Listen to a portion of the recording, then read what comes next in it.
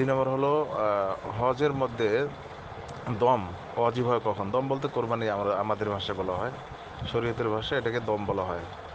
তো এই যে যদি কেউ ইফরাদ হজ করে তাহলে কোনো দম নেই, কোনো কোরবানি ওখানে হজ উপলক্ষে কোনো কোরবানি নেই। আর যদি হজ্জে কেরান অথবা হজ্জে তামাত্ম করে তাহলে একটি দম দিতে হবে, একটি কোরবানি করতে হবে হজ উপলক্ষে। কেরান হজ হলেও একটি, তামাত্ম হজ করলেও একটি কোরবানি দিতে হবে। তারপরেও যদি কেউ সেখানে মুসাফির থাকে, মুকিম থাকে, তাহলে তার দেশে একটা কোরবানি করতে হবে, কেননা সে সাহেবে নেসাব, এই জন্য দেশে একটা কোরবানি করবে। এটা হলো জিলহজ মাসের কোরবানি করবে।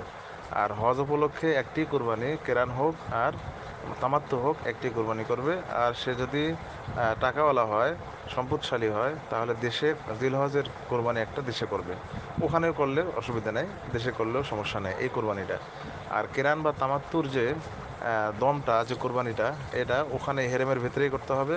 তবে সুন্নত হলো মিনার মধ্যে করা, মিনার মধ্যে হালাকা, যেটা রাসূলুল্লাহ সাল্লাল্লাহু আলাইহি ওয়াসাল্লাম মিনায় কোরবানি করেছেন, বিধায় মিনায় করা সুন্নত, মিনা ছাড়া অন্যত্র করা খেলাফে সুন্নত, তবে আদায় হয়ে যাবে, কোনো অসুবিধা নেই। বিধায় আমি আশা করি বুঝাতে পেরেছি। কেরান হজ তামাত্তু হজে একটাই কোরবানি করবেন উপলক্ষে, হজ উপলক্ষে। তবে যদি কোনো জেনায়েত হয়, অপরাধ হয়ে যায়, এমন একটা কেরানকারী এমন একটা ভুল করছে যার দ্বারা তার দম অজীব হচ্ছে, তার একটা জরিমানা দিতে হচ্ছে, তখন কিন্তু তার জরিমানা আসবে দুইটা।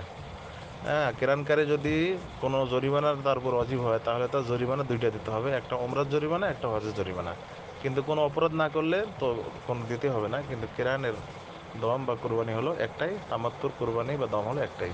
আসসালামু আলাইকুম রহমতুল্লাহ।